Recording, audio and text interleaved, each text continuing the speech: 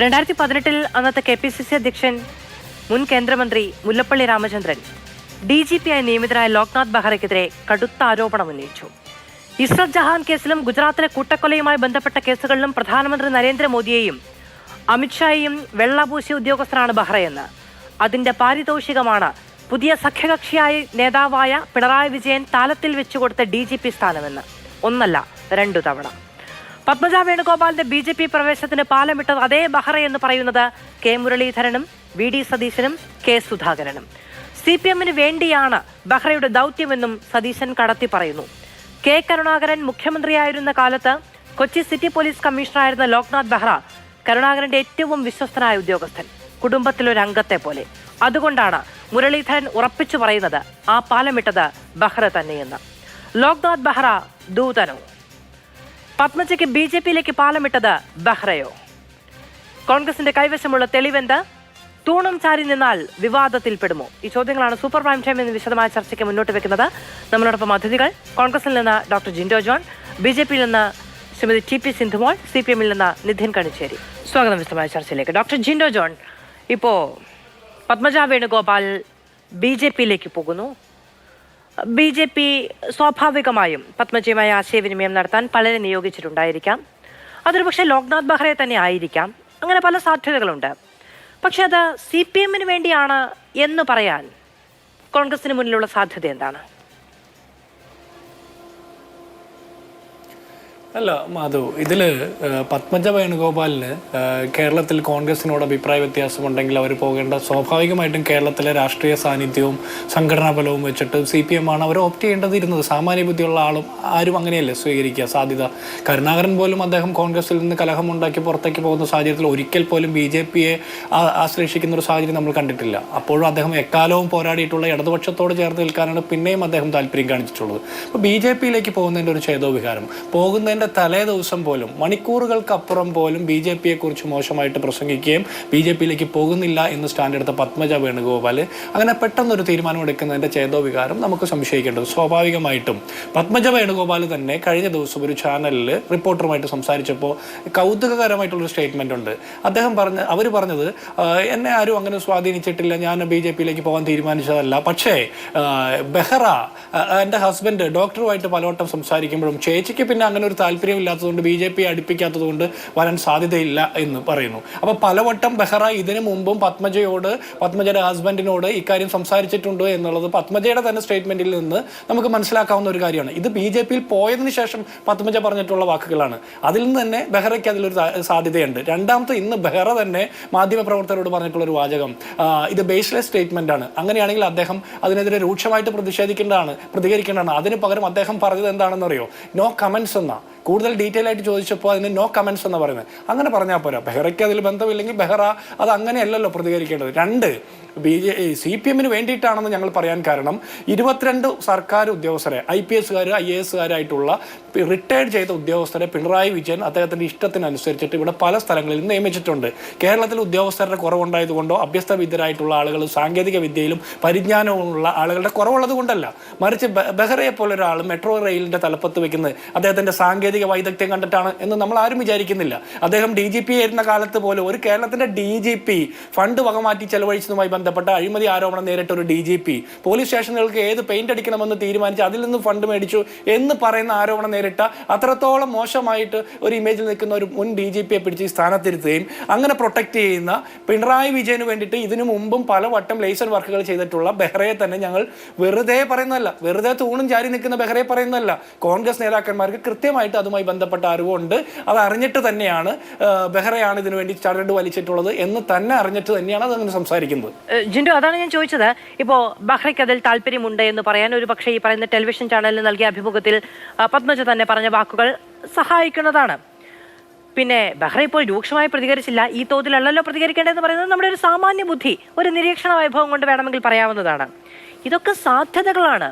ഞാൻ ചോദിക്കുന്നത് CPM-ന് വേണ്ടിയാണ്, അതൊരു ഒരു ഒരു രാഷ്ട്രീയ സമവാക്യ നിർമ്മാണമാണ്. അതായത് CPM-ന് വേണ്ടി കോൺഗ്രസിന്റെ വോട്ട് കുറയ്ക്കാൻ, പരമാവധി BJP-ക്ക് അനുകൂലമായ നിലപാടെടുക്കാൻ തൃശ്ശൂർ പോലെയൊരു മണ്ഡലത്തിൽ ശ്രമമുണ്ടായെന്ന് പറയുന്ന രാഷ്ട്രീയ സമവാക്യമാണ്. അത് പക്ഷെ കണക്ട് ചെയ്യാനൊരു തെളിവ് വേണ്ടേ? തെളിവുണ്ട് എന്നാണ് പ്രതിപക്ഷ നേതാവ് പറഞ്ഞത്. അതെന്ത് തെളിവാണ് എന്നാണ് ഞാൻ ചോദിക്കുന്നത്. അല്ല, നമ്മൾക്ക് ഇത് രാഷ്ട്രീയമാണ്. ഇതിൽ എല്ലാത്തിനും പത്മജ തന്നെ പോകുന്നതിന് മണിക്കൂറുകൾക്ക് മുമ്പ് പോകുന്നില്ല എന്ന് പറഞ്ഞ് പത്മജ പെട്ടെന്ന് പോകുന്ന ഒരു സാഹചര്യം നമ്മൾ കണ്ടു. ഇതിൽ പ്രതിപക്ഷ നേതാവും കോൺഗ്രസിന്റെ നേതാക്കന്മാരും KPCC പ്രസിഡന്റൊക്കെ പറഞ്ഞിരിക്കുന്നത് ഞങ്ങൾ ഓരോന്നും എല്ലാം നമുക്ക് എപ്പോഴും പരസ്യമാക്കേണ്ട കാര്യമില്ല, ഓരോന്നും അതിൻ്റെതായ സമയത്ത് ഉപയോഗിക്കുന്നതിലാണ് പൊളിറ്റിക്സിന്റെ ഒരു സ്ട്രാറ്റജി എന്ന് പറഞ്ഞാൽ അങ്ങനെ തന്നെ ഞങ്ങളത് കറക്റ്റായിട്ട് അതിന്റെ വിവരങ്ങൾ ഞങ്ങൾക്ക് കൃത്യമായിട്ട് ബോധ്യമുള്ളത് കൊണ്ടുള്ള ഞങ്ങൾ പറയുന്നത്. അല്ലാതെ നിലമ്പൂരത്തെ അൻവർ പറഞ്ഞതുപോലെ 150 കോടിയുടെ അഴിമതി ആരോപണവും ചാവക്കാട് വന്ന് തിരിച്ചുപോയ ആ കോടിയും കണ്ടെയ്നർ ലോറി അതുപോലെ വെറുതെ കൈരേഖ വെച്ചിട്ടല്ല പറയുന്നത്. കോൺഗ്രസ് നേതാക്കന്മാർ ഉത്തരവാദിത്ത ബോധത്തോടു കൂടി കൃത്യമായിട്ട് കേരളത്തിലെ 3.5 കോടി ജനങ്ങളെ അഡ്രസ് ചെയ്തുകൊണ്ട് പറയുന്നത് അതുകൊണ്ട് തന്നെയാണ്. രണ്ടാമത്തത്, ഇവിടെ തൃശ്ശൂർ സീറ്റിനെ കുറിച്ചിട്ട് പറയുമ്പോൾ പത്മജ വേണുഗോപാലിനെ കൊണ്ടുപോകുന്നത്, പത്മജ വേണുഗോപാൽ ഒരു പഞ്ചായത്ത് തെരഞ്ഞെടുപ്പ് പോലും ജയിക്കാത്ത ഒരാളാണ്. പാർട്ടിയിൽ അവർക്കുള്ള സ്വാധീനം എന്താണെന്ന് നമ്മൾക്കറിയാം. അവർക്ക് 10-25 വർഷക്കാലം തേറമ്പിൽ രാമകൃഷ്ണൻ മത്സരിച്ച സീറ്റാണ്, സിറ്റിംഗ് സീറ്റ്, കോൺഗ്രസിന്റെ സ്ട്രോങ് ഹോൾഡ് സീറ്റാണ് കൊടുക്കുന്നത്. അവിടെയാണ് അവർ പരാജയപ്പെട്ടത്. മുകുന്ദപുരത്തെയും ചാലക്കുടി പാർലമെന്റിലെ സാഹചര്യം മറ്റൊന്നുമായിരുന്നില്ല. അങ്ങനെയുള്ള ഒരു പത്മജ വേണുഗോപാലിനെ കൊണ്ടുപോകുന്നത് അവരെ കണ്ടിട്ടല്ല, അവരുടെ രാഷ്ട്രീയ കൗശലവും കഴിവും കണ്ടിട്ടല്ല, കരുണാകരൻ എന്ന് പറഞ്ഞ പേര് ഉപയോഗിക്കാൻ വേണ്ടിയിട്ടാണ്. അങ്ങനെ കൊണ്ടുപോകുമ്പോൾ അവിടെ അതിന് സാധ്യത ആർക്കാ കൽപ്പിക്കപ്പെടുന്നത്? സ്വാഭാവികമായിട്ടും BJPയുടെ സ്ഥാനാർത്ഥിക്ക് വേണ്ടിയിട്ടാണ് അത് ശ്രമിക്കുന്നത്. അവിടെ LDFന്റെ സ്ഥാനാർത്ഥി പരാജയപ്പെട്ടാൽ CPMന് എന്ത് നഷ്ടം? CPMന് ഒരു നഷ്ടവുമില്ല. തിരുവനന്തപുരത്ത് LDFന്റെ സ്ഥാനാർത്ഥി പരാജയപ്പെട്ടാൽ CPMന് എന്താണ് നഷ്ടം? CPMന് നഷ്ടമില്ല. അവിടെ നഷ്ടപ്പെടുന്നത് CPIക്കാണ്. പകരം പിണറായി വിജയന് ED അന്വേഷണ പേടിയിൽ നിൽക്കുന്ന വീണ വിജയൻ ഉൾപ്പെടെ, സ്വയം പേടിയിൽ നിൽക്കുന്ന പിണറായി വിജയൻ ഉൾപ്പെടെ ഈ പാർട്ടിക്ക് പിടിച്ചു നിൽക്കണമെങ്കിൽ BJPയുമായിട്ട് പാലം കെട്ടേണ്ടതുണ്ട്. അതിന്റെ മെക്കാട് പണിയാണ് ബെഹ്റ നടത്തിയിരിക്കുന്നതെന്ന് ആ ബോധ്യത്തിലാണ് ഞങ്ങൾ പറയുന്നത്. ശരി, ഉത്തരവാദിത്വ ബോധത്തോടെ ആരോപണം ഉന്നയിക്കുന്നു എന്നുള്ളതാണ് കോൺഗ്രസ് ആദ്യം വ്യക്തമാക്കുന്ന കാര്യം. ഞാൻ അങ്ങേലേക്ക് വരാം. ശ്രീ ജിൻഡോ ജോൺ, ശ്രീ നിതിൻ കണിച്ചേരി അങ്ങേക്ക് കേൾക്കാമോ? കേൾക്കാം. ശ്രീ നിതിൻ കണിച്ചേരി, പത്മജ വേണുഗോപാൽ കേരള രാഷ്ട്രീയത്തിൽ ഉണ്ടാക്കിയ വലിയ വിവാദം എന്ന് പറയുന്നത് BJP പ്രവേശമാണ്. അത് BJPയും കോൺഗ്രസും തമ്മിലുള്ള ഒരു വിഷയം മാത്രമായിരുന്നു. മുരളീധരനാണ്, എനിക്കങ്ങനെ പേര് പറയാൻ വലിയ പേടിയൊന്നുമില്ല, അത് ലോക്നാഥ് ബെഹ്റയാണ് എന്ന് പറയുന്നത്. പ്രതിപക്ഷ നേതാക്കൾ അങ്ങനെ ഒരു കാര്യം, അങ്ങനെ ഒരു ദൗത്യം ബെഹ്റ നിർവഹിച്ചത് CPMന് വേണ്ടിയാണ് എന്നുകൂടി ആരോപിക്കുന്നു. ഈ ചർച്ചയുടെ തുടക്കത്തിൽ മുൻ KPCC അധ്യക്ഷനായിരുന്ന മുല്ലപ്പള്ളി രാമചന്ദ്രൻ BJPയുമായുള്ള അവിശുദ്ധ ബന്ധത്തിന്റെ തെളിവാണ് ലോക്നാഥ് ബെഹ്റയ്ക്ക് DGP സ്ഥാനം കൈവെള്ളയിൽ വെച്ചു കൊടുത്തത് എന്നടക്കമുള്ള ആരോപണങ്ങൾ. അതായത് BJP CPM ബാന്ധവത്തിന്റെ ഒരു ഇടനിലക്കാരനായി പലപ്പോഴും കോൺഗ്രസ് ഇതിനു മുൻപും ബെഹ്റയെ ചിത്രീകരിച്ചിട്ടുണ്ട്. ആരോപണം ആവർത്തിക്കുകയാണ്. എന്താണ് CPMന് പറയാനുള്ളത്?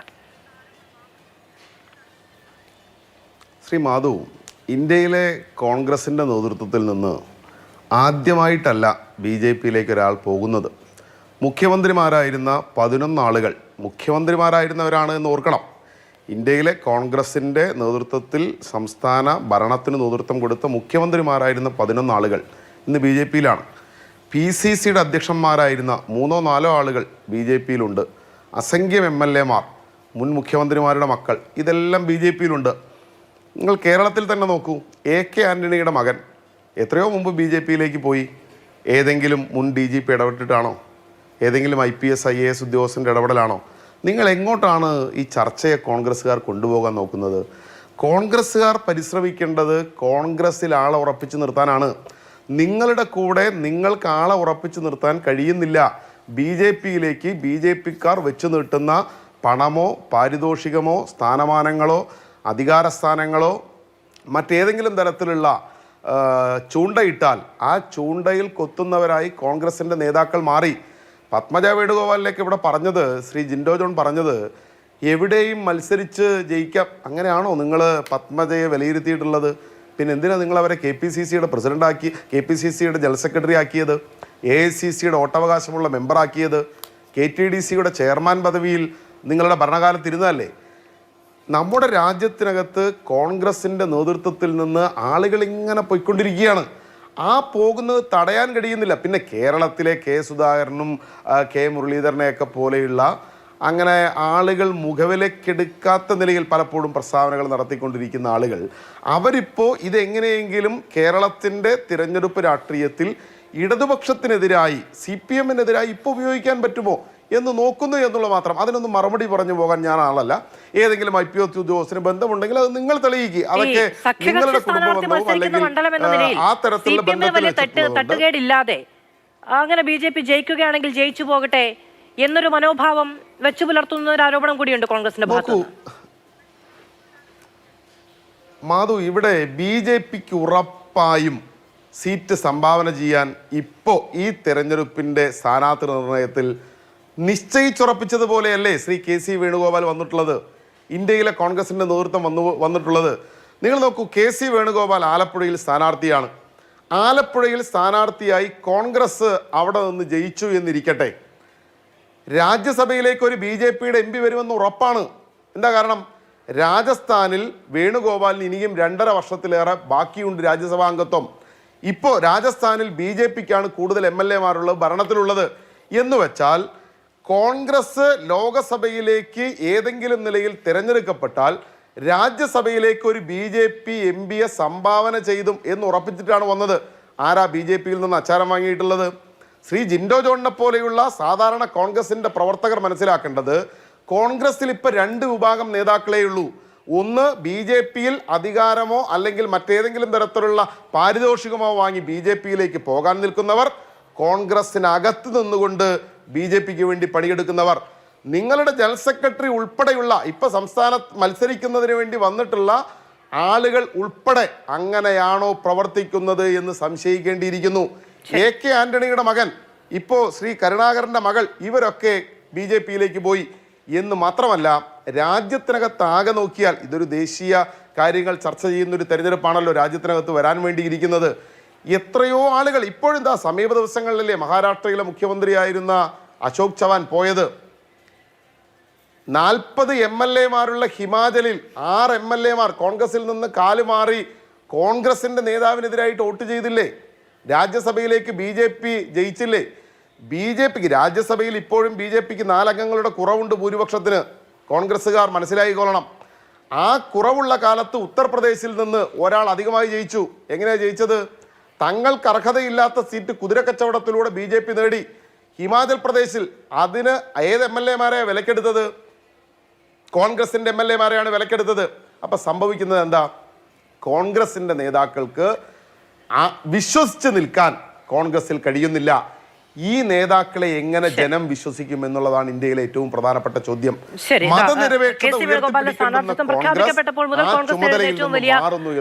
ഏറ്റവും വലിയ വിമർശനം തന്നെയാണ് അത് സൂചിപ്പിച്ചു പോവുകയാണ് ശ്രീ നിതിൻ കണ്ണി. ശരി, ഞാൻ 2 പേരിലേക്ക് വരാം.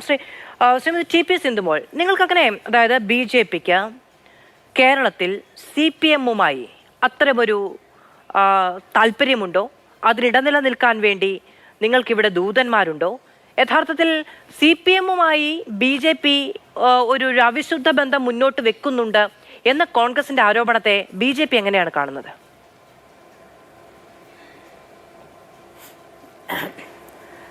മധു, സത്യത്തിൽ പത്മജ വേണുഗോപാലിൻ്റെ BJP പ്രവേശനം അതോടുകൂടി കേരളത്തിലെ കോൺഗ്രസ് ആകെ തകർന്നിരിക്കുകയാണ്. അതാണ് ഇതിൻ്റെ യഥാർത്ഥ വസ്തുത. അപ്പോൾ ഇവർക്കിപ്പോൾ ഉള്ള ഒരു പ്രശ്നം, ഒന്ന് കോൺഗ്രസിൽ നിന്നും, ഇപ്പോൾ കേരളത്തിൽ മാത്രമല്ല ഇവിടെ സൂചിപ്പിച്ചതുപോലെ രാജ്യത്താകമാനം കോൺഗ്രസിൽ നിന്നും മറ്റു രാഷ്ട്രീയ പാർട്ടികളിൽ നിന്നും ഒരു വലിയ വേലിയേറ്റം BJPയിലേക്ക് ഉണ്ടാവുന്നുണ്ട്. ഒരുപാട് ആളുകൾ മാറി വരുന്നു. അതിൻ്റെ ഒരു പ്രധാന കാരണം എൻ്റെ പാനലിസ്റ്റുകൾ മനസ്സിലാക്കേണ്ടത്, ഒന്നൊരു രാഷ്ട്രീയ പാർട്ടിയിൽ വെറും ഒരു ആൾക്കൂട്ടം മാത്രം പോരാ, കൃത്യമായ ഒരു ലീഡർഷിപ്പ് വേണം.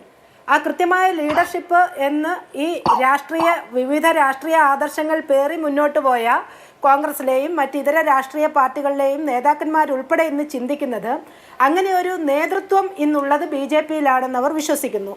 മോദിയുടെ ഗ്യാരണ്ടി എന്ന് പറയുമ്പോൾ ആ മോദിയുടെ ഗ്യാരണ്ടിയിലുള്ള ഗ്യാരണ്ടിയിൽ ഇന്ന് ഇവിടുത്തെ നേതാക്കന്മാർ ഉൾപ്പെടെ വിശ്വസിക്കുന്നു.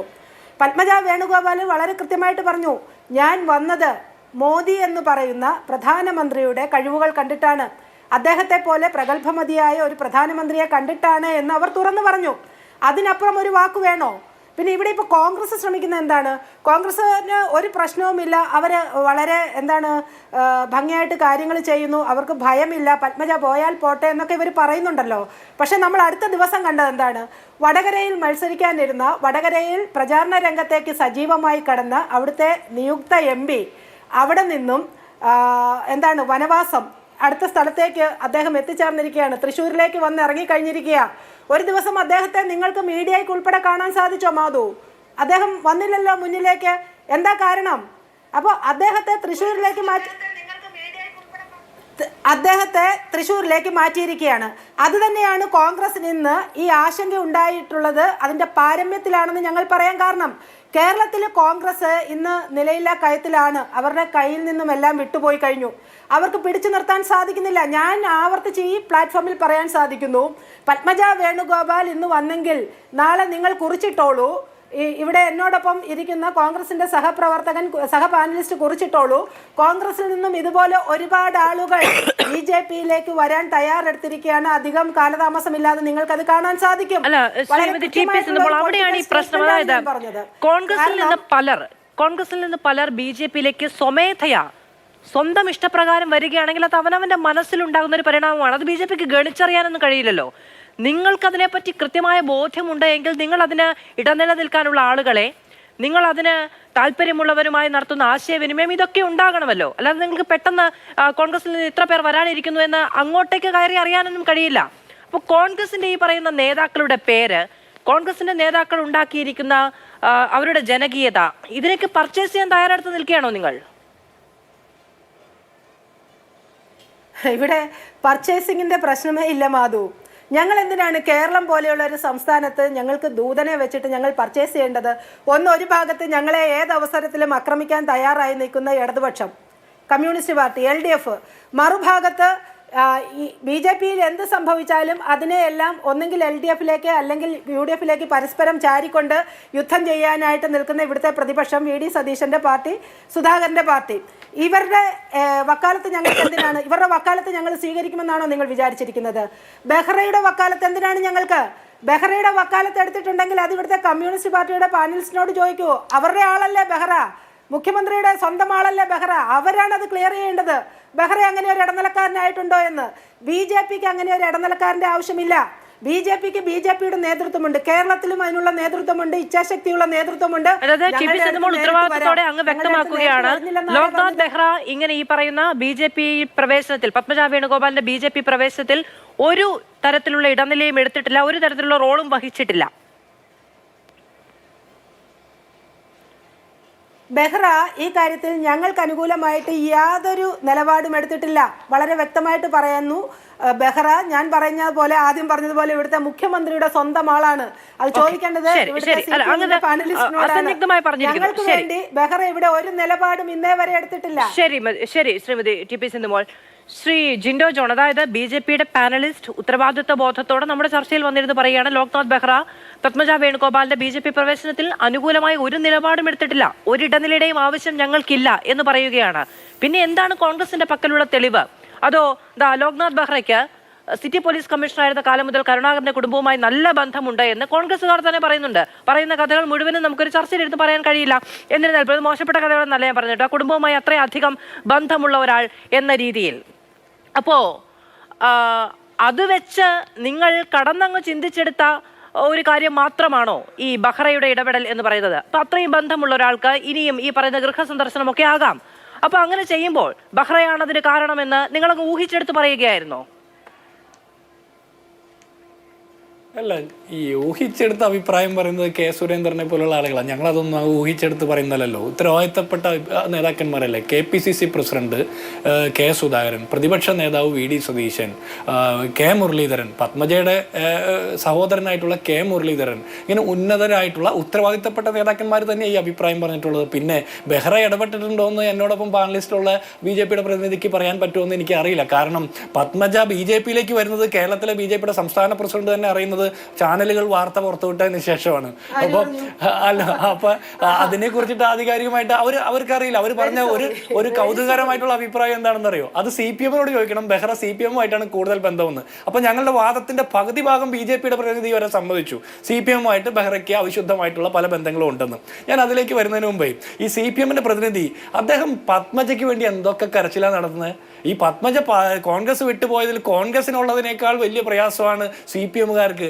അവരാണ് ഇത് ഭയങ്കരമായിട്ട് സന്തോഷിക്കുന്നതും ആഘോഷിക്കുന്നതും. പത്മജ കോൺഗ്രസിൽ നിന്ന് പോയെന്ന് കോൺഗ്രസിനില്ലല്ലോ പ്രയാസം. ഞങ്ങൾക്ക് ആകെയുള്ള പ്രയാസം കെ കരുണാകരൻ എന്ന് പറഞ്ഞാൽ ഞങ്ങളുടെ എക്കാലത്തെ മികച്ച ഒരു നേതാവിൻ്റെ മകൾ ഈ പാർട്ടി വിട്ടുപോയതിൽ ഞങ്ങൾക്ക് വലിയ സങ്കടമുണ്ട്. അല്ലാതെ അവർ ഈ പാർട്ടി വിട്ടുപോയതിൽ അവരുടെ ഫേസ്ബുക്കിൻ്റെ ID നോക്കുന്ന മറ്റേ അഡ്മിന്മാരെ പോയില്ല എന്നുള്ളത് നമ്മൾ ചരിത്രം കണ്ടതാണല്ലോ. അപ്പോൾ അതവിടെ നിൽക്കട്ടെ. പിന്നെ താങ്കൾ ചോദിച്ചത് KC വേണുഗോപാൽ എന്തുകൊണ്ട് ആലപ്പുഴ വന്നു എന്ന്. അതിൻ്റെ ഒറ്റ ഉത്തരേ ഉള്ളൂ.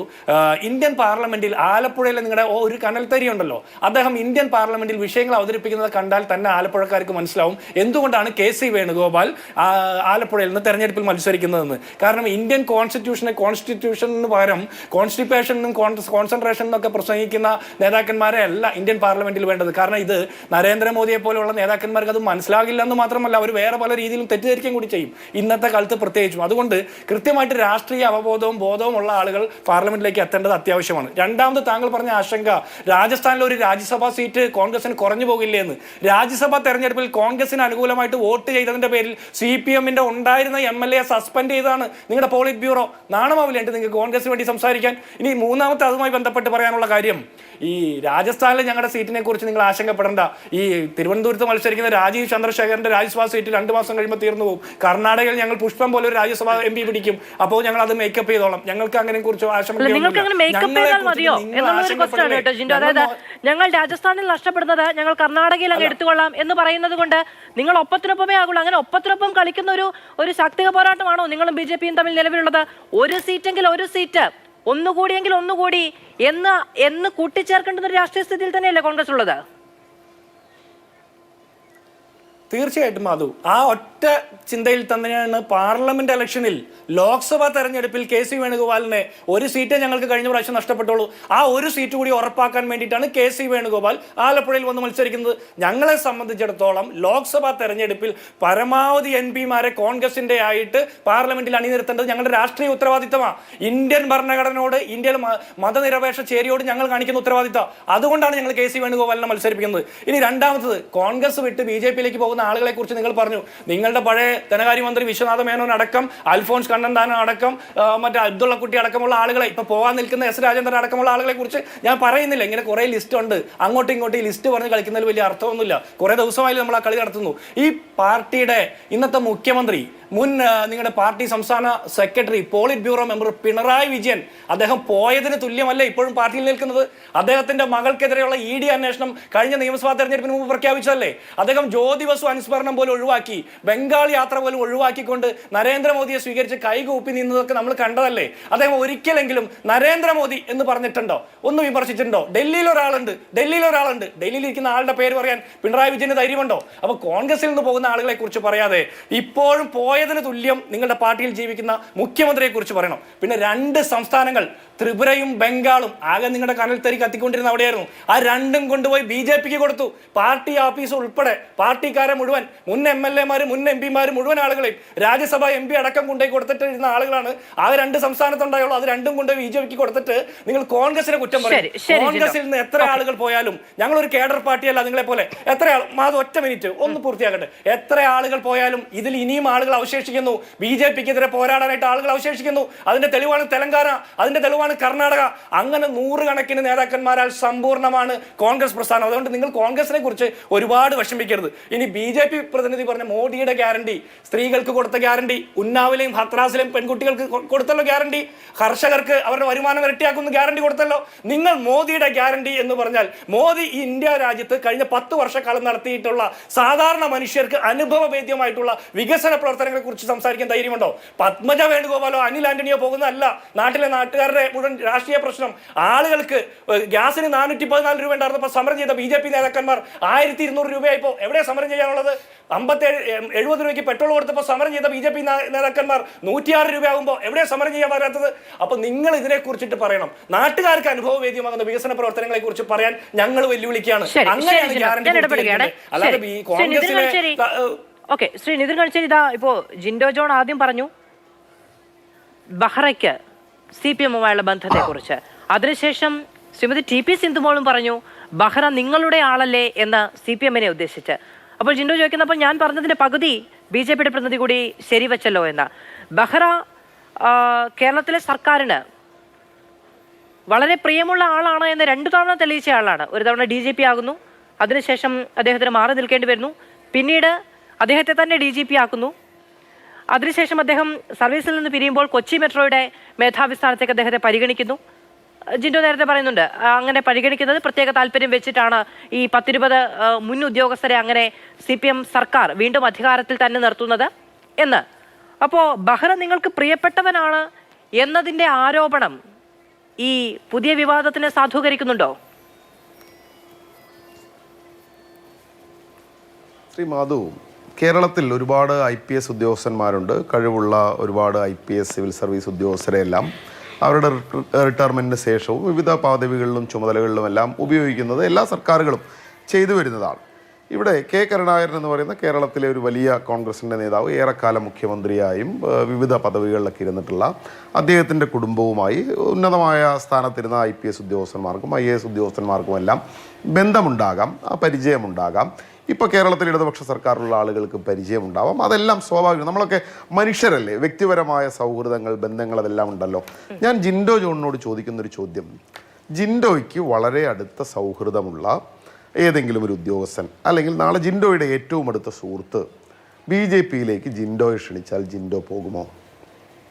ജിൻഡോ മാത്രമല്ല, കോൺഗ്രസിലെ ഏതെങ്കിലും ഒരു നേതാവിനെ അങ്ങനെ ക്ഷണിച്ചാൽ പോകുമോ?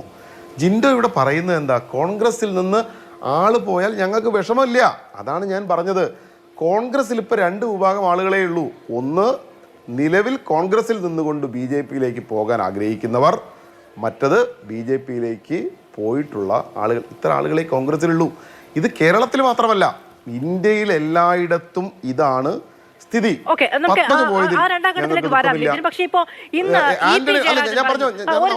അതിൽ ഞാൻ ചോദിച്ച ചോദ്യത്തിൽ നിന്ന് മറ്റൊരു വിഷയത്തിലേക്ക് തന്നെ മാറിപ്പോയതുകൊണ്ടാണ് ഞാൻ പറഞ്ഞത്. അതങ്ങ് പറയേണ്ട കാര്യം തന്നെയാണ്. എന്നിരുന്നാലും ശ്രീ നിതിൻ ഗഡ്കരി, പക്ഷേ ഇന്നിപ്പോ EP ജയരാജൻ പറയുന്നത് ബെഹ്റ ഇടപെട്ടു എന്ന് വിചാരിക്കുന്നില്ല. അങ്ങ് നേരത്തെ പറഞ്ഞു അങ്ങനെ വളരെ പ്രഗത്ഭരായ IPS ഉദ്യോഗസ്ഥരെയൊക്കെ ഞങ്ങൾ സർക്കാർ പിന്നീടും പരിഗണിച്ചിട്ടുണ്ട് എന്നുള്ളത് ശരിയാണ്. ഇനി പത്മജിയുടെ BJP പ്രവേശനത്തിൽ ബെഹ്റ ഇടപെട്ടു എന്ന് തന്നെ ഇരിക്കട്ടെ, അത് അദ്ദേഹത്തിന്റെ സ്വാതന്ത്ര്യം, രാഷ്ട്രീയത്തിൽ പ്രവർത്തിക്കണമെന്ന്. അദ്ദേഹം റിട്ടയർ ആയ ഒരു ഉദ്യോഗസ്ഥനാണല്ലോ, ഇപ്പോഴും ഒരു സ്ഥാനത്ത് തുടരുന്നുണ്ടെങ്കിലും. പക്ഷെ ബെഹ്റ ഇടപെട്ടു എന്ന് കരുതുന്നില്ല എന്ന് പറഞ്ഞ് ഈ വിവാദത്തിൽ അദ്ദേഹത്തിന് ഒരു പ്രതിരോധം സൃഷ്ടിക്കേണ്ട എന്ത് ഉത്തരവാദിത്തമാണ് CPMന്റെ നേതാക്കൾക്കുള്ളത്? അല്ല, ഇവിടെ VD സതീശനും K. മുരളീധരനുമെല്ലാം ഏത് നിലയിലാണ് ഇതിനെ അവതരിപ്പിക്കാൻ വേണ്ടി നോക്കുന്നത്? ഉദ്യോഗസ്ഥൻ ഇടപെട്ടു എന്നതിലേക്കല്ല, ഇവരിതിലേക്ക് കണക്ട് ചെയ്യാൻ വേണ്ടി നോക്കുന്നത് എന്തിനു വേണ്ടിയിട്ട്? അപ്പം നിങ്ങൾ ഈ ചർച്ചയിൽ തന്നെ ഇത് എങ്ങോട്ട് കണക്ട് ചെയ്യാനാണ് നോക്കുന്നത്? നോക്കൂ, പത്മജയെ BJPയിലേക്ക് കൊണ്ടുപോകാൻ പത്മജയെ മാത്രമല്ല, കോൺഗ്രസ്സിലെ ഒരുപാട് ആളുകളെ കൊണ്ടുപോകാൻ BJP റെഡിയായി നിൽക്കുകയാണ്. അവർ പല നിലയിലുള്ള ഓഫറുകൾ വെക്കുകയും കാണുകയും സംസാരിക്കുകയും എല്ലാം ചെയ്യുന്നതിൻ്റെ ഒളിഞ്ഞും തെളിഞ്ഞുമുള്ള വാർത്തകളെല്ലാം ഈ നാട്ടിൽ വരുന്നുണ്ട്. പക്ഷേ അങ്ങനെ വിളിച്ചാൽ പോകുന്നവരായി കോൺഗ്രസിൽ മാറുന്നു. ആര് മാറുന്നു? KPCCയുടെ ജനറൽ സെക്രട്ടറി ആയിരുന്ന പത്മജ മാറുന്നു. അതാണ് പ്രശ്നം. സോഷ്യൽ മീഡിയയുടെ ചുമതലയുണ്ടായിരുന്ന IT സെല്ലിൻ്റെ കൺവീനർ ആയിരുന്ന AK ആന്റണിയുടെ മകൻ മാറുന്നു. അതാണ് പ്രശ്നം. കോൺഗ്രസിൻ്റെ സാധാരണ പ്രവർത്തകരോടുള്ള ഇപ്പോൾ ഈ കേരളത്തിലെ ജനം ചോദിക്കുന്ന ചോദ്യം അതാണ്. നിങ്ങൾ എത്ര കാലം നിങ്ങൾ ഉണ്ടാകും? നാളെ ഏതെങ്കിലും ഒരു ജിൻഡോ ജോണിനെ സ്വാധീനിക്കാൻ പറ്റുന്ന അല്ലെങ്കിൽ സൗഹൃദമുള്ള ബന്ധമുള്ള ഒരാൾ വന്ന് വിളിച്ചാൽ നിങ്ങൾ BJPയിലേക്ക് പോകുമോ?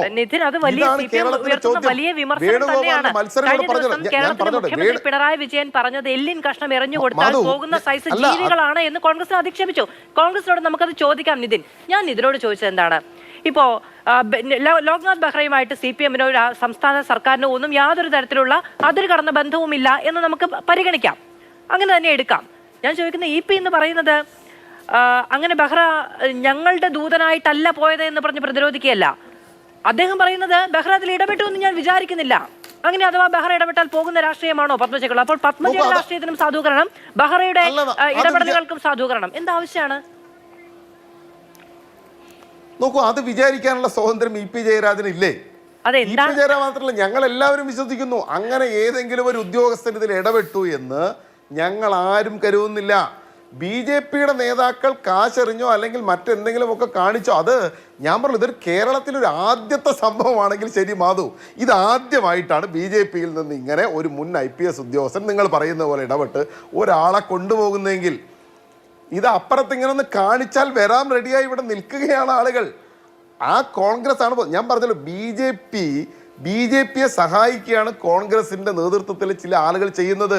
ശ്രീ ജിൻഡോയെ പോലുള്ള ആളുകൾ അത് മനസ്സിലാക്കുന്നില്ല. അതാണ് ഞാൻ വേണുഗോപാലിന്റെ ഉദാഹരണം പറഞ്ഞത്.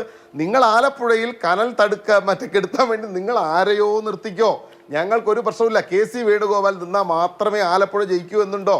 ഞാൻ പറഞ്ഞത് അങ്ങനെയാണെങ്കിൽ നിങ്ങൾ എന്ത് ചെയ്താൽ മതി, അദ്ദേഹത്തെ രാജ്യസഭയിലേക്ക് അന്ന് തെരഞ്ഞെടുക്കേണ്ടിയിരുന്നില്ല.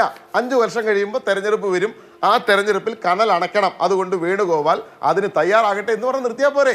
നിങ്ങൾ എന്തിനാണ് രാജ്യസഭയിൽ നിന്ന്, അദ്ദേഹത്തിന്റെ നാടേ അല്ലാത്ത രാജസ്ഥാനിൽ നിന്ന് നിങ്ങൾ അദ്ദേഹത്തെ തെരഞ്ഞെടുക്കുന്നു?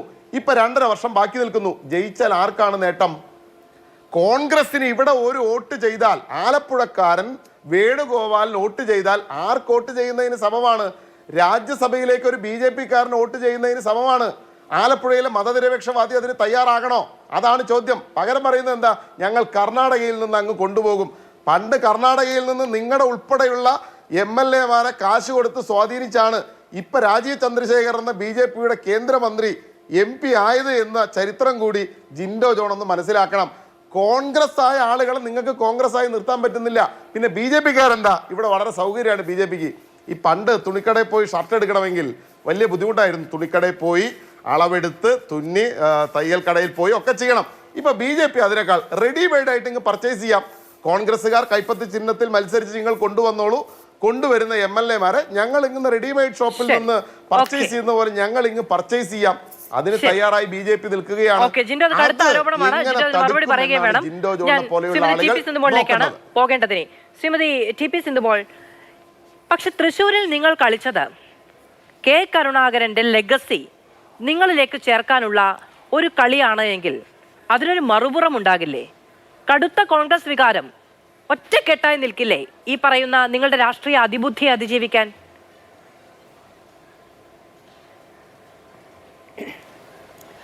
മാധു, ഇതിനു മുമ്പുള്ള ഒരു ഉദാഹരണം ഞാൻ പറഞ്ഞിട്ട് മാധുവിൻ്റെ ചോദ്യത്തിൻ്റെ ഉത്തരത്തിലേക്ക് വരാം. ഇവിടെ ശ്രീ AK ആൻ്റണിയുടെ മകൻ അനിൽ ആൻ്റണി BJP-യിൽ ചേർന്നു. നമ്മളെല്ലാം ചർച്ച ചെയ്തതാണ്, നിങ്ങളെല്ലാവരും ഈ വിഷയവും ചർച്ച ചെയ്തതാണ്. പക്ഷേ ആ മകൻ വരുന്നു എന്നറിഞ്ഞപ്പോൾ മീഡിയ, നിങ്ങൾ ഉൾപ്പെടെ AK ആൻ്റണിയെ സമീപിച്ചപ്പോൾ അദ്ദേഹം എങ്ങനെയാണ് പ്രതികരിച്ചത്?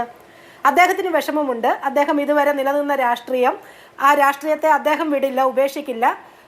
മകൻ്റെ ഇഷ്ടം സ്വീകരിച്ചു. അതിനിപ്പോൾ ഞാനൊന്നും പറയാനില്ല, അതെന്തെങ്കിലും ആയിക്കോട്ടെ എന്ന് പറഞ്ഞ് വിഷമമുണ്ടായിരുന്നു. അദ്ദേഹം വികാരധീനാവുന്നതൊക്കെ നമ്മൾ കണ്ടു. പക്ഷേ എത്ര മാന്യമായിട്ടാണ് മകൻ്റെ ഒരു രാഷ്ട്രീയ മാറ്റത്തെ അദ്ദേഹം ഉൾക്കൊണ്ടുകൊണ്ട് എന്നാൽ തൻ്റെ നിലപാടിനെ ചേർത്ത് പിടിച്ചുകൊണ്ട് അദ്ദേഹം നമ്മളോട് മറുപടി പറഞ്ഞത്. അനിൽ ആൻ്റണിക്ക് ആ വീട്ടിൽ പ്രവേശനമുണ്ട്. അനിൽ ആൻ്റണിക്ക് ആ അച്ഛൻ്റെയും ആ കുടുംബത്തിൻ്റെയും അവരുടെ മനസ്സിലൊക്കെ ഇന്ന് അംഗീകാരവും അവിടെ പ്രതിഷ്ഠയുമുണ്ട്. പക്ഷേ സ്വന്തം സഹോദരി മറ്റൊരു രാഷ്ട്രീയ പാർട്ടിയിൽ പോയി എന്ന് പറഞ്ഞപ്പോൾ ഇവിടെ ഒരു സഹോദരനെടുത്ത നിലപാട് എന്താ മാധു? ഈ രാഷ്ട്രീയ കേരളത്തെ ലജ്ജിക്കുന്നത് ഇതാണോ കോൺഗ്രസിന്റെ സംസ്കാരം എന്ന് ഇവിടുത്തെ കൊച്ചുകുട്ടികൾ വരെ ചോദിക്കുന്നു.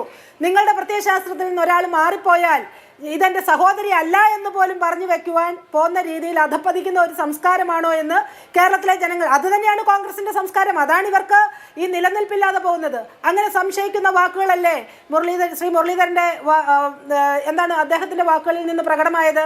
അദ്ദേഹം സ്വന്തം പെങ്ങളെ തള്ളിപ്പറയുന്നു, രക്തബന്ധത്തെ സ്വന്തം രാഷ്ട്രീയ ലാഭത്തിന് വേണ്ടി തള്ളിപ്പറയുന്നു. അവിടെ സ്വന്തം അച്ഛനെ ഈ മകൾ കൊന്നതാകാമെന്ന് വ്യാജനായിട്ടുള്ള ഒരു നേതാവ്, ഇവരുടെ യൂത്ത് കോൺഗ്രസിന്റെ നേതാവ്, ഒരു വ്യാജ നേതാവ് ഇരുന്ന് പറഞ്ഞപ്പോൾ അതിന് കൈയടിക്കുന്നു. ആര്? സ്വന്തം സഹോദരൻ. ആ സഹോദരി സ്വന്തം അച്ഛനെ, അവരുടെ രണ്ടുപേരുടെയും പിതാവാണെന്ന് ഓർക്കണം. അവിടെ അവർ കേസ് കൊടുക്കാൻ പോകുന്നുണ്ട് വേറൊരു കാര്യത്തിൽ എന്നാണ് പറഞ്ഞത്. അത് ഞാൻ ആ വിഷയത്തിലേക്ക് വരുന്നില്ല. പക്ഷെ സ്വന്തം സഹോദരി സ്വന്തം പിതാവിനെ കൊന്നതാണെന്ന് ഒരു വ്യാജൻ കയറി വന്ന് പറഞ്ഞപ്പോൾ അതിന് കൈയടിക്കുന്ന ഒരു സഹോദരന്റെ നിലവാരം കുറഞ്ഞ രാഷ്ട്രീയം കേരളം കണ്ടു. ഇതാണ് കോൺഗ്രസിന്റെ സംസ്കാരം. ഇവിടെ ആരുടെയും ഓശാരമൊന്നും വേണ്ട മാധു. ആർക്കെങ്കിലും BJP-യിലേക്ക് വരാൻ ആരും ഈ പറയുന്ന കുടുംബത്തിലെ വ്യക്തിപരമായ പരാമർശങ്ങളിലേക്ക് കടന്നു പോകാൻ എനിക്കും താല്പര്യമില്ല ശ്രീമതി TP സിന്ധുമോൾ. പക്ഷേ രാഷ്ട്രീയമായി തള്ളി പറയുന്നതിന് പ്രേരകമായ ചില ഘടകങ്ങളുണ്ടല്ലോ.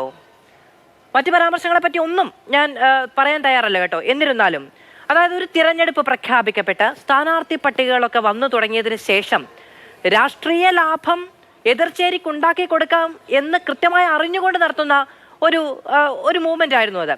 അതിപ്പോ അനിൽ ആന്റണിയെ പോലെ അല്ല പത്മജ വേണുഗോപാൽ.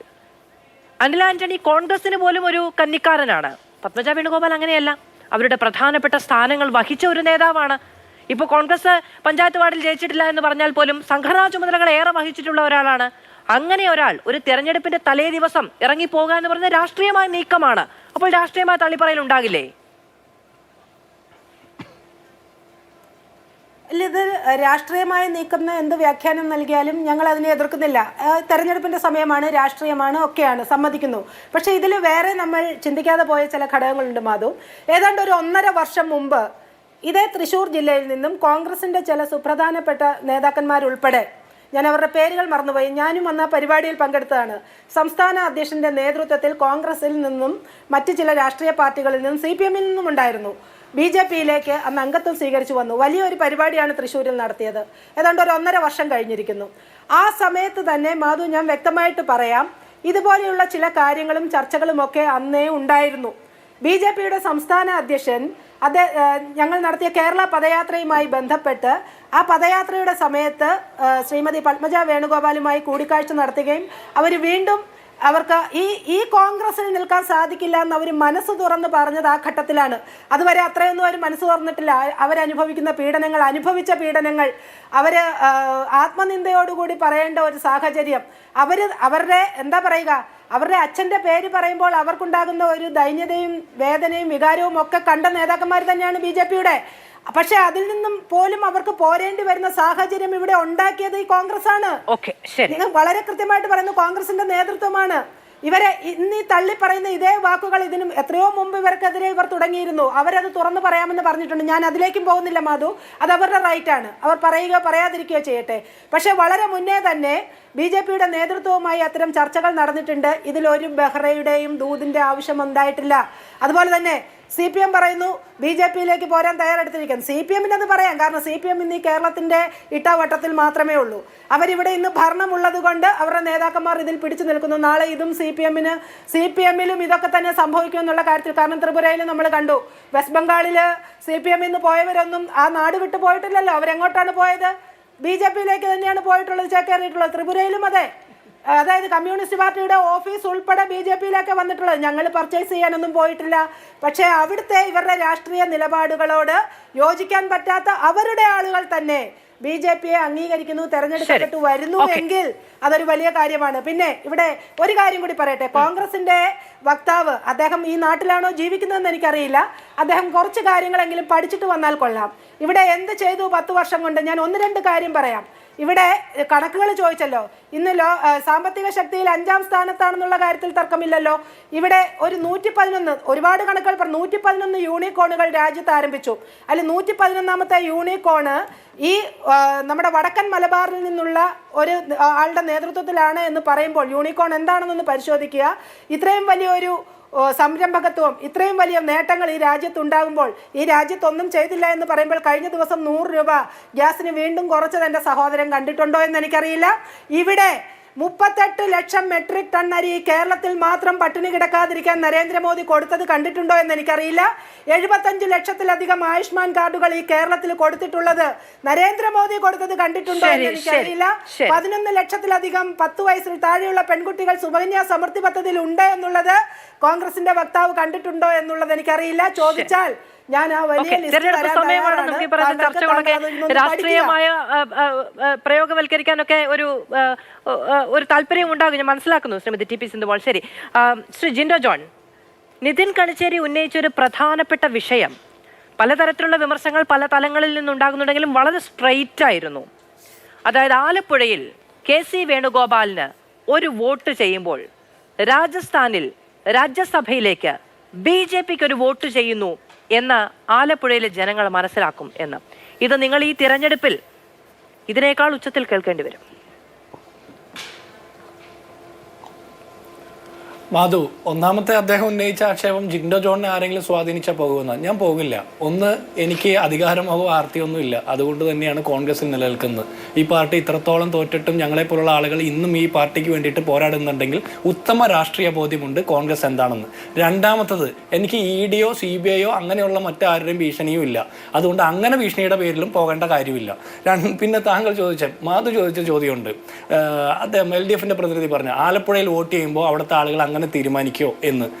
ആളുകൾ അങ്ങനെയൊക്കെ തീരുമാനിച്ച് എല്ലാം ആലോചിച്ച് കൃത്യമായിട്ട് തന്നെ വോട്ട് ചെയ്യാൻ തന്നെയാണ് തീരുമാനിച്ചിരിക്കുന്നത്. ഇനി LDFന്റെ സ്ഥാനാർത്ഥികൾക്ക് കേരളത്തിൽ വോട്ട് ചെയ്യുന്നത്, ആ വോട്ട് കേന്ദ്രത്തിൽ ചെല്ലുമ്പോൾ, ഡൽഹിയിൽ ചെല്ലുമ്പോൾ അത് ആർക്കായിരിക്കും നിങ്ങൾ കൈപോക്കാൻ പോകുന്നത്? നിങ്ങൾ കോൺഗ്രസിനാണോ, കോൺഗ്രസ് കൂടിയുള്ള ഇന്ത്യ മുന്നണിക്കാണോ, അതോ BJPക്കാണോ? നിങ്ങൾ ഇന്ത്യ മുന്നണിയുടെ ഒപ്പമാണെങ്കിൽ കോൺഗ്രസിന്റെ ശക്തി ക്ഷയിക്കാതിരിക്കാനല്ലേ നിങ്ങളും ശ്രമിക്കേണ്ടത്? കോൺഗ്രസ് കൂടുതൽ ശക്തി ആർജിക്കേണ്ടതിന് വേണ്ടിയിട്ടല്ലേ നിങ്ങളും ശ്രമിക്കേണ്ടത്? BJPക്ക് വേണ്ടിയിട്ട് കോൺഗ്രസിനെ BJPയേക്കാൾ കൂടുതൽ ആക്ഷേപിക്കുകയും ആക്രമിക്കുകയും ചെയ്യുന്നത് CPMന്റെ പണിയായിട്ട് കേരളത്തിലെടുത്തിരിക്കുക.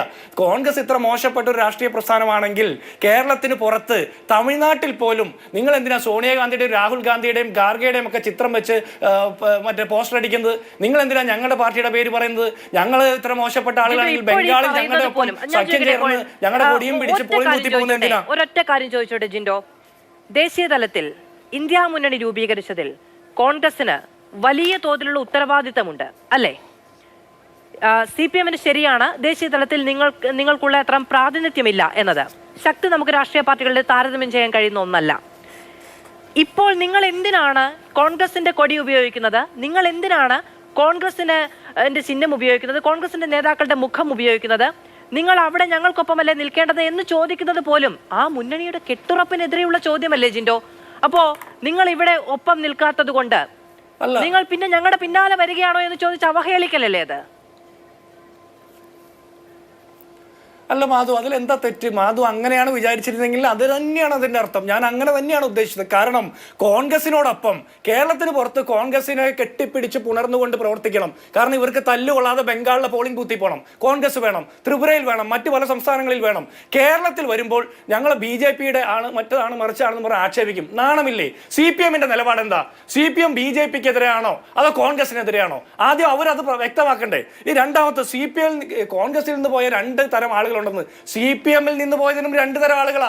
ഒന്ന് CPMൽ പോയത്, രണ്ട് പോകാതെ BJPയിലേക്ക് പോകാതെ BJPക്കാരെക്കാൾ കൂടുതൽ വിധേയത്തോടെ മുട്ടിലഴയുന്ന പിണറായി വിജയനെ പോലുള്ള ആളുകൾ. രണ്ട് തരം ആളുകളെ CPMലുള്ളൂ. ഇനി മൂന്നാമത്തെ താങ്കൾ പറഞ്ഞ് മാധു ചോദിച്ചൊരു ചോദ്യമുണ്ട്, ബെഹ്റ അങ്ങനെ ചെയ്യുമെന്ന് EP ജയരാജൻ കരുതിയില്ലെന്ന്. കരുതി എന്ന് പറയാൻ പറ്റില്ല. കാരണം അങ്ങനെ കരുതി എന്ന് പറഞ്ഞാൽ, സമ്മതിച്ചാൽ EP ജയരാജന്റെ പാർട്ടി ശമ്പളം കൊടുത്ത് ബെഹ്റയെ ഇരുത്തിയിരിക്കുന്നത് BJPയിലേക്ക് റിക്രൂട്ട് ചെയ്യാനാണെന്നുള്ള കോൺഗ്രസിന്റെ ആരോപണം ശരിവെക്കുന്നതിന് തുല്യമാവും. അതുകൊണ്ട് CPMനും EP ജയരാജനും അത് സമ്മതിക്കാൻ പറ്റില്ല. അടുത്തത് KV തോമസിനെ CPMലേക്ക് നിങ്ങൾ കൊണ്ടുപോയല്ലോ. KV തോമസ് എന്തിന്റെ പേരിലാണ് CPMലേക്ക് വന്നത്? അന്ന് KV തോമസ് പറഞ്ഞത് പത്മജ ഇന്ന് പറയുന്ന പോലെ തന്നെ അവഗണന നേരിട്ടു എന്നാ. അന്ന് നിങ്ങളുടെ പാർട്ടിയിലേക്ക് KV തോമസ് വന്നപ്പോൾ ഇത് വലിയ മധുര പലഹാരമാണെന്ന് വെച്ച് തലയിൽ ചുവന്ന് നിങ്ങൾ കൊണ്ടുപോയില്ലേ? അതേപോലെ തന്നെ BJPയിലേക്ക് പോയത്. അപ്പോൾ നിങ്ങൾ എങ്ങനെയാണ് KV തോമസിന്റെ കാര്യം ന്യായീകരിക്കുക? അടുത്ത ബംഗാളിൽ 231 സീറ്റ് CPMനുണ്ടായിരുന്നു. ഇന്ന് നിങ്ങൾക്ക് അവിടെ എത്ര സീറ്റ് ഉണ്ട്?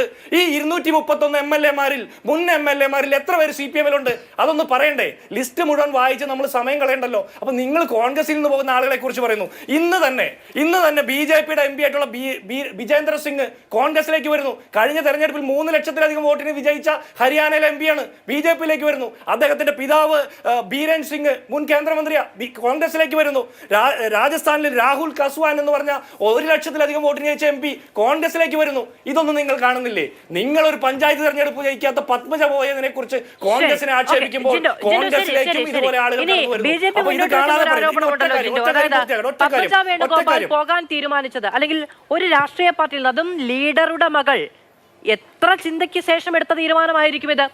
എന്തൊക്കെ കാര്യങ്ങൾ അവർ പരിഗണിച്ചിട്ടുണ്ടായിരിക്കും? അതൊരു സുപ്രഭാതത്തിൽ ഉണ്ടാകുന്നതല്ല, ഒരൊറ്റ രാത്രി ഇരുട്ടി വെളുക്കുമ്പോഴേക്കും ഉണ്ടാകുന്നതല്ല. അപ്പോൾ അവർ അതിന് അനുകൂലമാകുന്ന പലതരത്തിലുള്ള അവഗണനകൾ അനുഭവിച്ചിട്ടുണ്ടാകും. ഈ പറയുന്ന സിറ്റിംഗ് സീറ്റിന്റെ കാര്യമോ, സിറ്റിംഗ് സീറ്റ് കൊടുത്ത കാര്യമോ, അല്ലെങ്കിൽ വിജയസാധ്യതയുള്ള സീറ്റ് കൊടുത്ത കാര്യമോ, സംഘടനാ സംവിധാനത്തിൽ ചുമതല ഏൽപ്പിച്ച കാര്യമോ ഒന്നുമല്ല. അതിനപ്പുറത്ത് പരിഗണന എന്ന് പറയുന്ന ഒരു വിഷയം. അവർ തന്നെ പറയുന്നത് കോൺഗ്രസിന്റെ സംഘടനാ സംവിധാനം നിന്നാണ് എന്നെ തോൽപ്പിച്ചത് എന്നാണ്. എന്നിട്ട് അവർക്ക് പരാതി ഉണ്ടായിരുന്നു. അത് സംസ്ഥാന നേതൃത്വമോ ദേശീയ നേതൃത്വമോ കണക്കിലെടുത്തില്ല. ഒന്ന് കാണാൻ അനുവാദം ചോദിച്ചിട്ട് സമ്മതിച്ചില്ല. ലക്ഷക്കണക്കിന് രൂപ സംഭാവന നൽകി. എന്നിട്ട് മാറി നിൽക്കാൻ പറഞ്ഞു എത്ര നേതാക്കൾ. ഇങ്ങനെ പല കാര്യങ്ങൾ. ഇതാ ഇപ്പോ കഴിഞ്ഞ 2 ദിവസമായിട്ട് ഷമാ മുഹമ്മദ്, നിങ്ങളുടെ AICC വക്താവാണല്ലോ, വലിയ തോതിലുള്ള പരിഭവം പറയുന്നുണ്ട്. സ്ത്രീകൾക്ക് പരിഗണന കൊടുത്തില്ല, രാഹുൽ ഗാന്ധി പറഞ്ഞത് കേട്ടില്ല, എന്നെ വടകരയിൽ പരിഗണിക്കാമായിരുന്നു, കണ്ണൂരിൽ പരിഗണിക്കാമായിരുന്നു, കേട്ടില്ല. കെ സുധാകരൻ എന്താ പറഞ്ഞ? ഷമാ മുഹമ്മദ് ആരുമല്ല എന്ന്. അതെങ്ങനെയാണ് ഒരു ദിവസം? ജിന്നെ പോലെ തന്നെ എത്രയോ ചർച്ചകളിൽ ക്ഷമ വന്നിരുന്നിരിക്കുന്നു. നിങ്ങൾ ദേശീയ നേതൃത്വം അവർക്ക് പരിഗണിച്ചു കൊടുത്ത ചുമതലകൾ അവർ വഹിക്കുന്നില്ലേ? കെ സുധാകരൻ എങ്ങനെയാണ് ഷമാ മുഹമ്മദിനെ അറിയാതെ പോകുന്നത്? അല്ല മധു, അതിൽ ഒന്നാമത്തെ കാര്യം BJPയുടെ പ്രതിനിധി തന്നെ ഈ ചർച്ചയിൽ പറഞ്ഞു നേതൃത്വവുമായിട്ട് പത്മജ നേരത്തെ തന്നെ സംസാരിച്ചിരുന്നുണ്ടെന്ന്. അങ്ങനെ നേരത്തെ സംസാരിച്ചിട്ടുണ്ടെങ്കിൽ ഞാൻ മനസ്സിലാക്കുന്നത് പത്മജ വേണുഗോപാൽ ഒരു വ്യക്തിത്വമില്ലാത്ത വ്യക്തിയാണ്. കാരണം BJPയിലേക്ക് പോകുന്നതിൻ്റെ തലേ ദിവസം പോലും യാതൊരു വിധത്തിലും താല്പര്യമില്ല എന്ന് പറയുന്നു. BJPയെ എതിർത്ത് സംസാരിക്കുന്നു. 3 ദിവസങ്ങൾക്ക് മുമ്പ് TM പ്രതാപനോടൊപ്പം സ്നേഹ സന്ദേശ യാത്രയിൽ പങ്കെടുത്ത് BJPക്കെതിരെ പ്രസംഗിക്കുന്നു. ആ ദിവസങ്ങളിലൊക്കെ BJPക്കെതിരെ സ്റ്റേറ്റ്മെന്റുകൾ പറയുന്നു. എന്നിട്ടും നേരത്തെ സംസാരിച്ചു എന്ന് BJPയുടെ പ്രതിനിധി ഈ ചർച്ചയിൽ പറയുന്നുണ്ടെങ്കിൽ പത്മജ വേണുഗോപാൽ ഒരു വ്യക്തിത്വമില്ലാത്ത വ്യക്തിയാണ്. ഞാൻ പറയുന്നതല്ല, ഇവരുടെ സ്റ്റേറ്റ്മെന്റിൽ ഞാൻ മനസ്സിലാക്കുന്നത്. രണ്ടാമത്തെ, കോൺഗ്രസിന്റെ സംഘടനാ സംവിധാനത്തെക്കുറിച്ച് ആക്ഷേപമുണ്ടെങ്കിൽ പത്മജ വേണുഗോപാൽ മത്സരിക്കാൻ കൊടുത്ത തൃശ്ശൂർ സീറ്റ് തേറമ്പിൽ രാമകൃഷ്ണൻ 25 വർഷം ജയിച്ചുകൊണ്ടിരുന്ന സീറ്റാണ്. അതാണ് കൊടുക്കുന്നത്. ആ സീറ്റിൽ പത്മജ തോറ്റു. എന്തും ആയിക്കോട്ടെ, രണ്ടാമത്തെ തവണ കഴിഞ്ഞ പ്രാവശ്യം തൊട്ടത് 1000-ൽ താഴെ വോട്ടിനല്ലേ. കോൺഗ്രസിന്റെ സംഘടനാ സംവിധാനത്തിന്റെ പരാജയമാണെങ്കിൽ 1000-ൽ താഴെ വോട്ടിന് ഒരാൾ തോൽക്കോ? അപ്പോൾ കുറെ സീറ്റ് കിട്ടുന്ന ആളുകളും വ്യക്തിപരമായിട്ട് വോട്ട് പിടിക്കാനുള്ള ഒരു താല്പര്യം കൂടി അതിൽ കാണിക്കണം. ഞാൻ അവരെ മോശമായിട്ടൊന്നും, പാർട്ടി വിട്ടുപോയതുകൊണ്ട് അവരെ മോശമായിട്ടൊന്നും ഞാൻ പറയുന്നില്ല. രണ്ടാമത്തത്, കോൺഗ്രസിൽ പല ആളുകളും പല അഭിപ്രായ വ്യത്യാസങ്ങളും പറയും. പക്ഷേ ഒരു തെരഞ്ഞെടുപ്പ് ആകുമ്പോൾ പാർട്ടിയോട് കൂറുള്ള ആളുകൾ, പാർട്ടി ജയിക്കണമെന്ന് ആഗ്രഹിക്കുന്ന ആളുകൾ പരസ്യ പ്രസ്താവന നടത്താതിരിക്കുക എന്നുള്ളത് പറയുന്ന ആളുകളുടെ കൂടി ഒരു പൊളിറ്റിക്കൽ മൊറാലിറ്റിയുടെ ഭാഗമാണ്. അതുകൊണ്ട് ആ വിഷയത്തെ ഞാൻ പരാമർശിക്കുന്നില്ല. പിന്നെ കരുണാകരനെ കുറിച്ച് BJPക്ക് ഇത് ഇത്രത്തോളം പൊതിഞ്ഞു പറയാൻ, ഇത്രത്തോളം ആഘോഷപൂർവ്വം പറയാൻ ഒരു അർഹതയുമില്ല. റവറൻ ഫാദർ കരുണാകരൻ എന്ന് പറഞ്ഞുകൊണ്ട് ഗുരുവായൂർ അമ്പലത്തിൽ തൊഴാൻ പോയ, ഗുരുവായൂരപ്പന്റെ ഭക്തനായിട്ടുള്ള കരുണാകരന്റെ ഉടുമുണ്ടഴിക്കാൻ പോയ BJPക്കാര് ഇന്ന് കേരളത്തിൽ കരുണാകരന്റെ ലെഗസി അവകാശപ്പെടുമ്പോ മരിച്ചു നിൽക്കുന്ന കരുണാകരന്റെ ആത്മാവിനോട് കൂടി ചെയ്യുന്ന തെറ്റാ.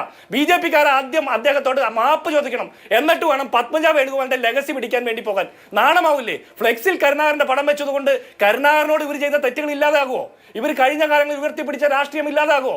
അല്ലെങ്കിൽ ഇവർ കരുണാകരനോട് നാളിതുവരെ പുലർത്തിയിട്ടുള്ള മുഴുവൻ മര്യാദകൾക്കും മാപ്പിറന്നിട്ട് വേണം ലെഗസി അവകാശപ്പെടാൻ. പിന്നെ BJP എന്ത് ചെയ്തു എന്ന് എന്നെ കാണിച്ചു തരണ്ട.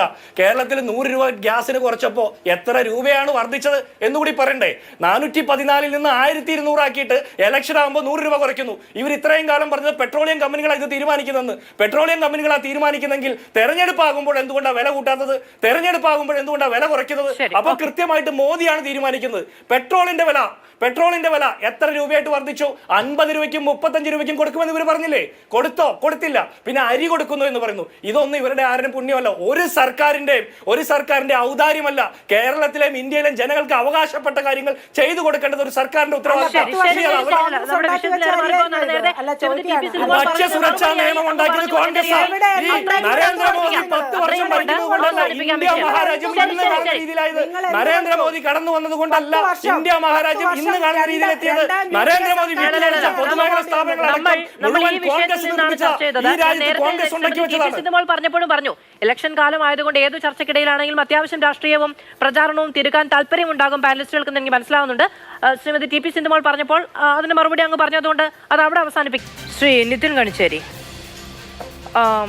നേരത്തെ ജിൻഡോ പറയുന്നുണ്ടായിരുന്നു CAG റിപ്പോർട്ടിലടക്കം ബെഹ്റയ്ക്കെതിരെ പരാമർശം വന്നിട്ടുണ്ട്, കോടതിയിൽ കേസ് വന്നിട്ടുണ്ട്, പോലീസ് സ്റ്റേഷന്റെ നവീകരണവുമായി ബന്ധപ്പെട്ട ആരോപണങ്ങൾ ഉണ്ടായിട്ടുണ്ട്, അങ്ങനെ പലതും ഉണ്ടായിട്ടുണ്ട്.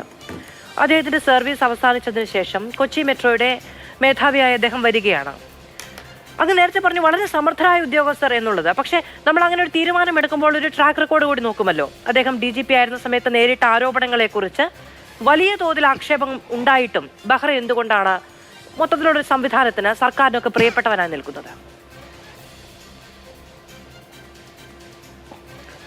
നോക്കൂ, ഇങ്ങനെ ഉദ്യോഗസ്ഥന്മാരെ സംബന്ധിച്ച് പല നിലയിലും പല കാലത്തും രാഷ്ട്രീയ നേതാക്കൾ പലതരത്തിലുള്ള ആരോപണങ്ങളും ആക്ഷേപങ്ങളും ഒക്കെ ഉന്നയിച്ചിട്ടുണ്ട്. ഇപ്പോൾ നേരത്തെ ഈ നിങ്ങളിപ്പോൾ പറഞ്ഞ ലോക്നാഥ് ബെഹ്റ DGP ആയി ആദ്യം പിണറായി വിജയൻ സർക്കാരിൻ്റെ കാലത്ത് വന്ന ഉടൻ കോൺഗ്രസിൻ്റെ നേതാക്കൾ അന്ന് ബെഹ്റയ്ക്ക് പകരം DGP ആകേണ്ടിയിരുന്നത് ശ്രീ സെൻകുമാറാണ് എന്ന് വലിയ നിലയിൽ ഈ കേരളത്തിലാകെ വലിയ പ്രക്ഷോഭങ്ങൾ ഉൾപ്പെടെ കോൺഗ്രസ്സുകാർ നടത്തിയതാണ്. എന്നിട്ട് ഈ TP സെൻകുമാർ എവിടെ എത്തിയ അവസാനം? അന്ന് മുഖ്യമന്ത്രി നിയമസഭയിൽ പറഞ്ഞു അല്ല അതെ ഞാൻ പറഞ്ഞത് സുപ്രീം കോടതിയുടെ ഞാൻ പറഞ്ഞത് സാങ്കേതികമായ കാരണങ്ങൾ വെച്ചുകൊണ്ട് DGP ആയി. പക്ഷെ അതിന് എത്രയോ മുമ്പ് കോൺഗ്രസ് രാഷ്ട്രീയമായ ആവശ്യമുയർത്തി.